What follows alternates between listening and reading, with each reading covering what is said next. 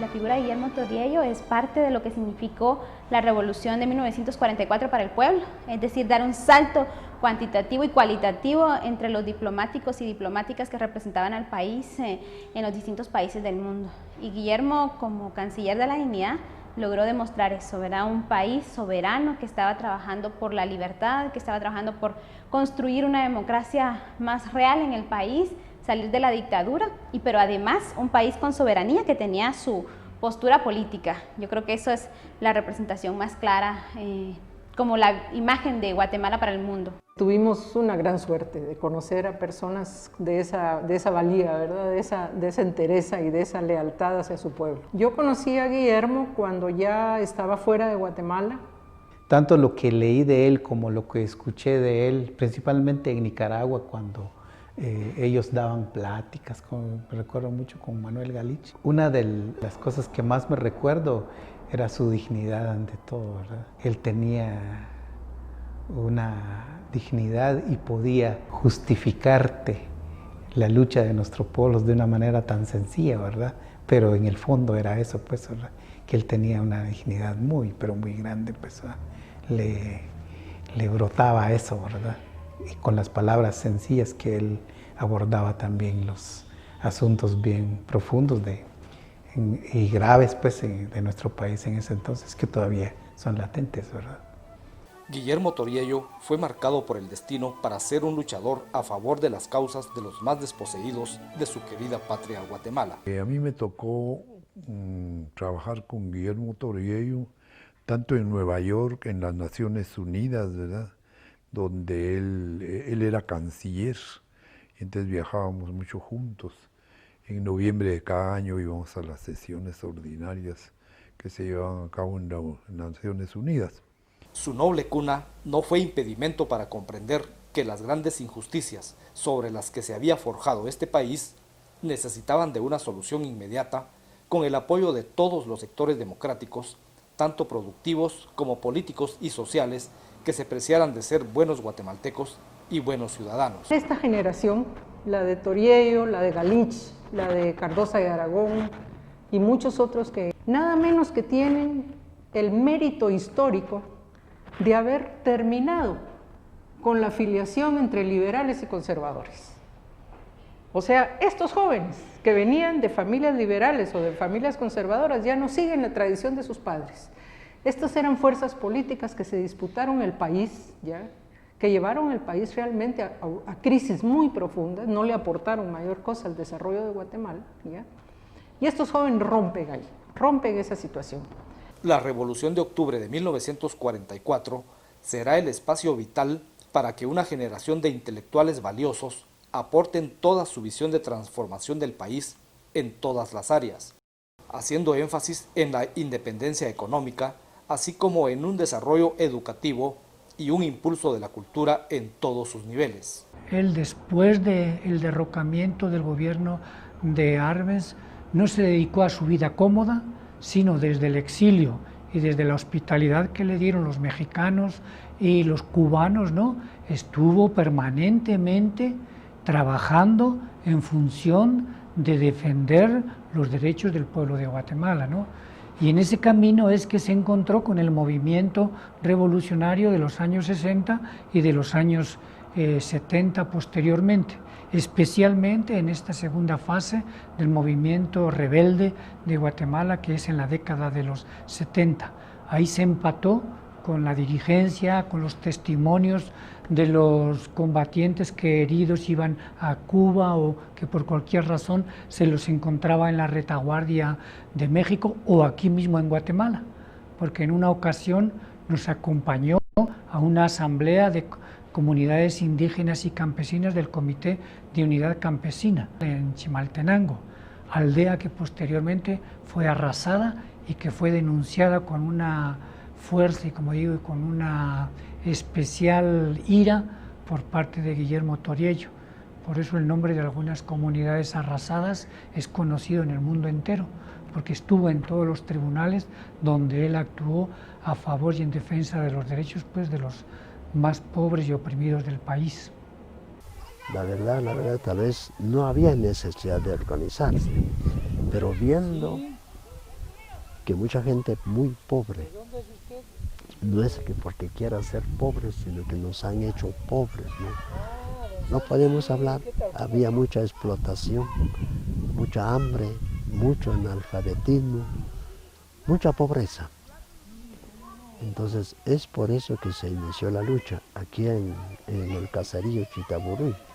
Entonces aquí fue donde comenzó una lucha, y aquí en estas partes se ve, hay una casa donde se hizo la asamblea y vinieron muchos personajes de la capital como de la costa y los vecinos que los vemos acá, ¿no? Sí, es cierto, me dijo el compañero. Nadie quedó con vida allá en la aldea. El ejército asesino llegó de noche, cuando la niebla era ya sudario espeso. La sangre corrió como un gran río, y mientras la muerte en traje de caibil hurgaba con machete los escombros, para la gente de la aldea, la esperanza también quedó coagulada para siempre. Venían de noche o de día, en pleno día, a buscar y a quemar casas. Eso hizo lo judicial.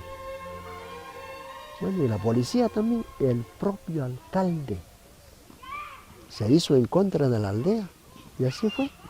Esas son las consecuencias que sufrimos.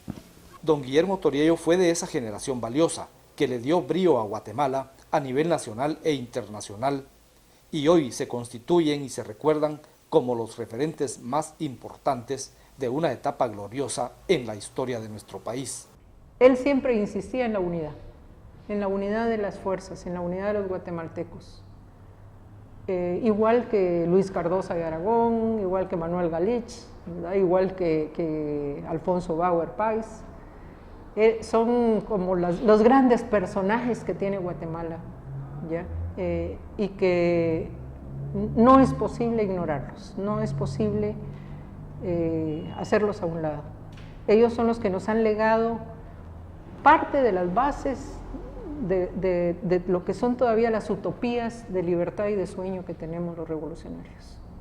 Yo creo que hay que apreciar mucho y valorar, ¿verdad?, cómo ellos logran esas rupturas, ¿verdad?, y se disponen a transformar Guatemala. O sea, todo esto que ustedes miran después en el proceso revolucionario, ¿ya?, se van a dar cuenta que lo que viene ahí ya es ese aporte de esas generaciones. Y por eso es que logramos encontrar también empresarios involucrados, también gente, ¿ya?, que tenía dinero y que también eran explotadores, pero se dan cuenta que no pueden seguir bajo esos regímenes, se dan cuenta que no puede el país continuar en esa línea. Entonces es muy importante regresar a esa parte donde los jóvenes aportaron grandes transformaciones para el país y se comprometieron. Lo más importante de Willy es su participación cuando se llevó a cabo la reunión de Caracas. En Caracas el gobierno había dispuesto, los gobiernos, ¿verdad?, que estaban controlados por el imperialismo norteamericano y los gobiernos latinoamericanos, tocar el tema de la intervención extranjera, ¿verdad?